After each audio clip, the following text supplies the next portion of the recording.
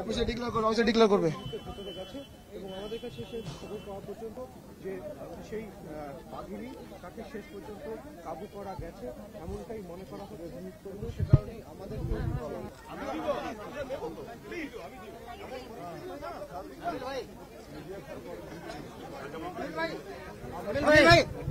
অনিল ভাই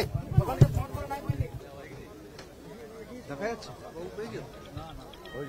হ্যাঁ দেখো বাঘিনীকে কাবু করা গেছে এবং তাকে এই মুহূর্তে খাঁচাবন্দিও করে দেওয়া হয়েছে।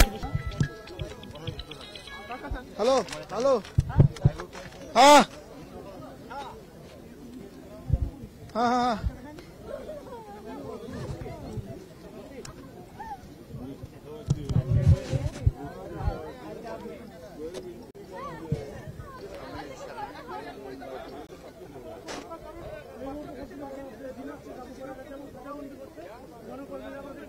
ভিডিও